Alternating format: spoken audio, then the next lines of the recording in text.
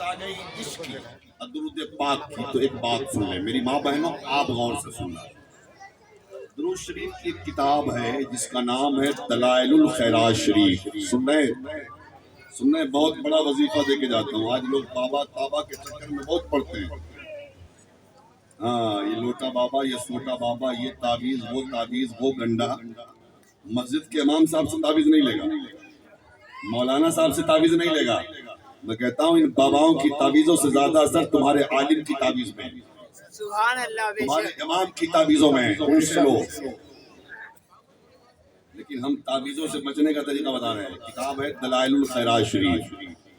سلسلہ چشتیہ کے بزرگ آج بھی اس کتاب کو وظیفہ کے طور پہ پڑھتے ہیں، اور سرکار تاج الشریعہ کا جس دن وصال ہوا نا، وقت مغرب عصر کے بعد اسجد میاں دلائل الخیرات شریف ہی پڑھ کے سنا رہے تھے تاج الشریعہ۔ کیا بات ہے، واہ! اور سنو، سرکار تاج الشریعہ دلائل الخیرات کے حافظ میں تھے۔ 800 درود پاک ہے اس کتاب میں، شروع بھی درود شریف سے ہے، ختم بھی درود شریف پر ہے۔ بزرگوں نے فرمایا کسی کی اگر دعائیں قبول نہیں ہوتی، کوئی بیمار ہے شفا یاب نہیں ہوتا، کوئی بے روزگار ہے برسر روزگار نہیں ہوتا، کوئی بے اولاد ہے وہ اس کو اولاد نہیں ہوتی، تو ایک ہفتے میں سوموار کے دن سے اس کتاب کو پڑھنا شروع کرنا ہے، سوموار کے دن ہی ختم کرنا ہے۔ اس میں پڑھنے کا طریقہ ہے، پہلا باب سوموار کے دن، دوسرا منگل کو، تیسرا بدھ کو، پھر جمعرات کو، پھر جمعہ کو، پھر سنیچر کو، اس کے بعد اتوار کا نمبر آتا ہے، اس کے بعد پھر سوموار کو ختم کرنا ہے، اور فاتحہ کا اہتمام کرنا، صاحب کتاب کے نام سے اصالہ ثواب کرنا، اور اس کتاب کے وسیلے سے اللہ کی بارگاہ میں مرد مومن جو بھی نائب جائز دعا مانگے گا، بزرگوں نے فرمایا اگر پہاڑ کے برابر بھی مصیبت ہوگی، اللہ اس مصیبت کو اس کتاب کی برکت سے ڈھک دیتا ہے۔ سبحان اللہ، سبحان اللہ۔ اگر اللہ توفیق دے تو کتاب خرید لینا، اور زندگی میں کم سے کم ایک بار پڑھنا تاکہ قبر میں روشنی ہو۔ سبحان اللہ۔ اس کتاب، اچھا آواز جا رہی ہے آپ تک؟ آواز جا رہی ہے؟ اس کتاب کو لکھنے والے کون ہیں؟